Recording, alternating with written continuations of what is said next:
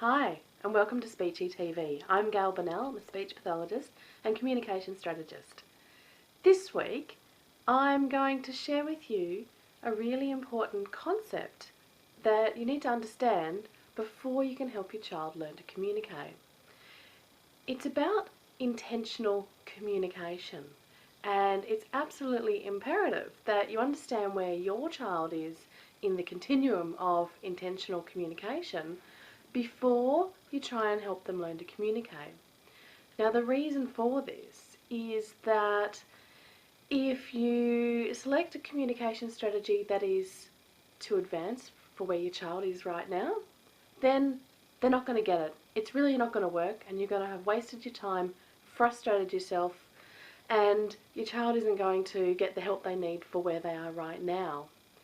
Now, if you choose something that's too low or too simple for your child, they will get it, but they're not going to be able to reach their full potential using that particular strategy because they're ready for something more advanced.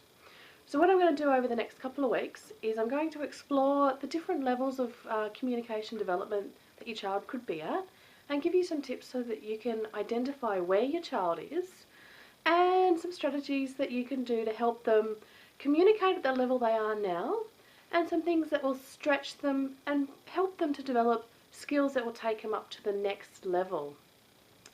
So this week I'm going to give you an overview. So the three main levels are what we call pre-intentional, early intentional, and symbolic. Now, when children, every person goes through this continuum. When children are born, young babies are what we call, come into the world as what we call pre-intentional.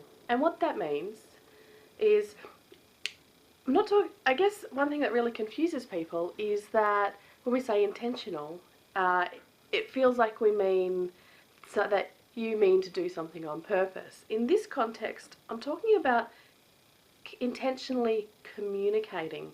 So by communicating, I mean you know that there is somebody else that has to be involved for communication to happen, that communication has to have a person sending a message and a person hearing and responding to the message. So when children are born, they are pre-intentional. They haven't yet understood that there has to be two people involved for communication to happen. Now, this is pretty easy to see when your child is upset and they're crying, and they don't really look around to see if anyone's listening to them, or if you're even in the same room. It doesn't matter, they'll still cry. Now, as a parent, you get pretty good at being able to figure out why they might be crying because of the time of day, the usual things they cry about, maybe the way that they cry. And you get pretty clued in. But if you were to have somebody else babysit your child, they probably wouldn't have any idea what it means when your child's crying about what they're trying to say, because your child isn't really trying to tell you a particular message. They're just letting the world know something's wrong right now. The next level is what we call early intentional. Now, this is when your child starts to get that somebody else has to be involved. You might start to see them looking at you and then crying. Now, in particular, when you see this, I see this a lot when children fall down. And it depends very much on the response that the adults around them give them as to whether they cry or keep on playing. So they might fall over, turn around and look at you. Now, if the adult's response is, "Oh my God, are you okay?" oftentimes the child will cry. But if the adult goes, "Oh, you're okay, get up and keep playing," most times they'll run along and play, unless they're really hurt, of course. And so you're starting to see this interaction between understanding that communication has two people, and at an early intentional level, that they'd cry if they were hurt, and if they weren't, they'd just get up and carry on. And it can be quite difficult if your child is quite independent and quite active and can get around on their own, if they're still in a pre-intentional stage. So they might be able to go and do things for themselves and not necessarily need to involve another communication partner. So that can be really tricky to figure out. And the third level is what we call symbolic. Now this is the stage when children start to understand that pictures and words are representations of something else. So the word glass is a representation, a verbal representation, that means a vessel that holds a liquid. And that's something that we share an understanding as English speakers what that meaning is.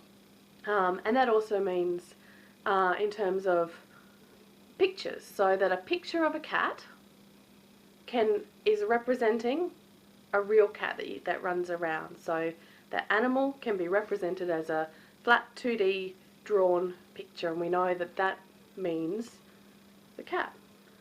So we're seeing a different, more advanced application of language.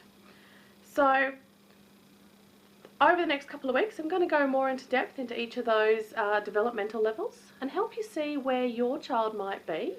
And I'm going to give you those strategies that you can use to help them communicate at the level they are right now, and to be able to maybe take them to the next level as well. As usual, I would love to hear what you've got to say about this.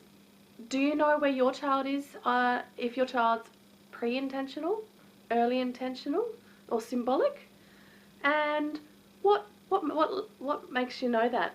If you're watching this, I'd love for you to leave me a comment, even just say hi and what you thought of the video. And if you know somebody that would benefit from watching this video, please hit share and send them a message about it, or put it on your Facebook or on your Twitter.